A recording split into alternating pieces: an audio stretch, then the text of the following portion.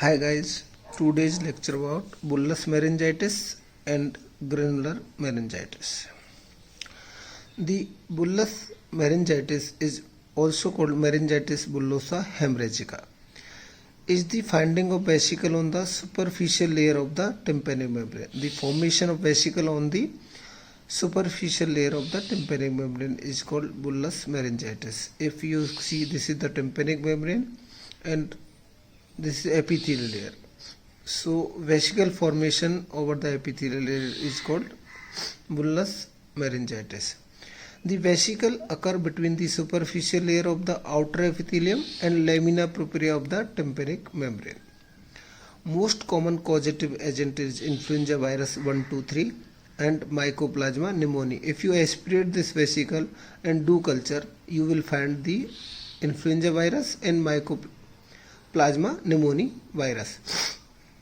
But this is not required. If you do culture of this, that is not recommended for bullous meningitis.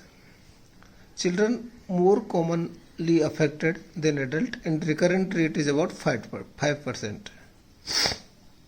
So sudden onset of severe unilateral pain in the ear is most common presentation, usually after upper respiratory tract infection. So this is the most characteristic presentation. Patient come to you with unilateral severe pain with unilateral presentation after URTI. There is scanty blood discharge can be present about history within hours. A hearing impairment, mostly mild conductive or SN loss, is commonly seen. Most common signs are, if you do otoscopic exam, there is blood filled serous or serosanguinous blister involving the tympanic membrane, sometimes medial aspect of the ear canal. The site of SN loss is cochlear, however, the pathogenesis is not understood. Diagnosis mainly clinical examination, but on differential diagnosis you can see acute otitis media, herpes zoster oticus, Ramsay-Hunt syndrome. On microscopic examination is very essential for diagnosis, and tympanometry help determine whether the medullary fluid is there or not. On PTA you can see mild conductive or SN loss sometimes. The medical management is mainly you can give analgesic and antibiotics. That is more than sufficient. If it is only pain, you can give analgesic. If there is any persistent of scanty blood discharge more than 7 days, you can add antibiotics. That is mostly recommended in this bullous meningitis. So now talk about granular meningitis. The specific form of otitis externa. It is characterized by granulation tissue on the lateral aspect of the tympanic membrane with possible involvement of the external ear canal. It is also called granulating meningitis, meningitis granulosa, otitis externa with granulations, and granulomatous otitis externa. These are the synonyms of granular meningitis. The microscopic examination, if you see, there is edematous granulous tissue with capillaries and diffuse infiltration of chronic inflammation. Large area of the granulation tissue have no covering epithelium. It is only granulation tissue. Epithelium breaks down. The granular meningitis is also occasionally seen as a post-operative complication of tympanic membrane grafting, and incident up to 5% of the cases. If you do homograft of tympanic membrane, it is about 8%.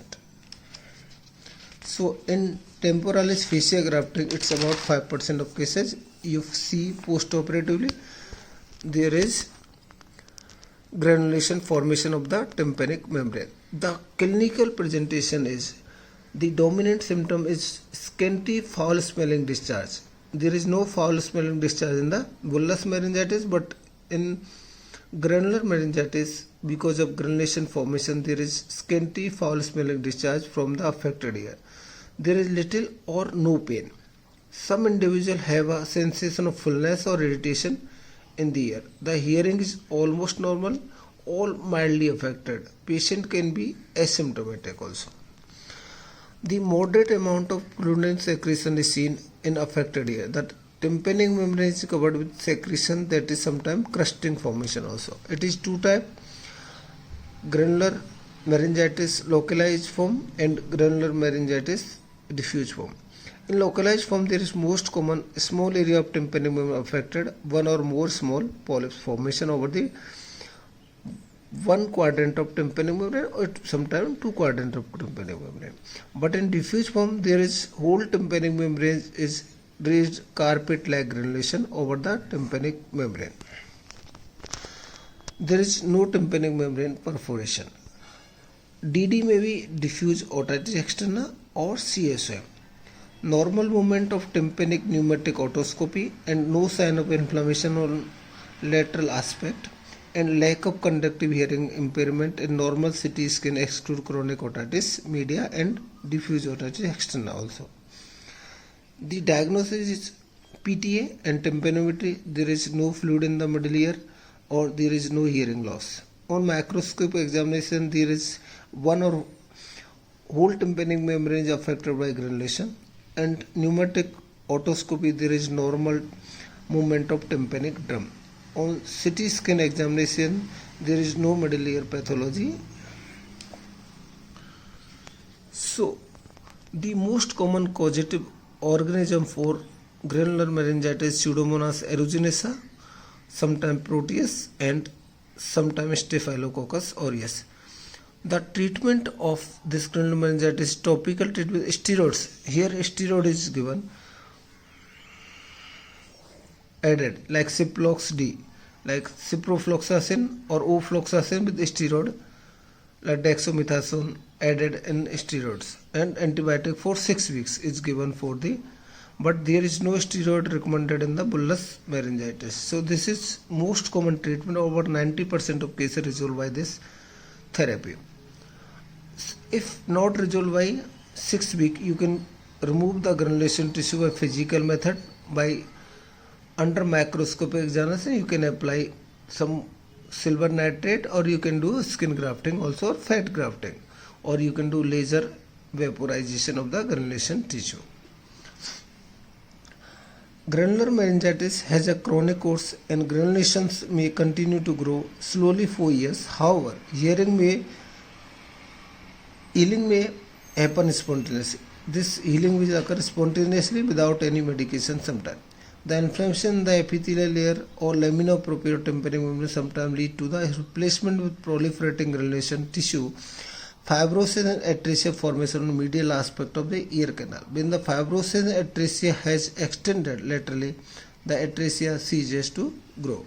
So this is all about bullous and granular meningitis.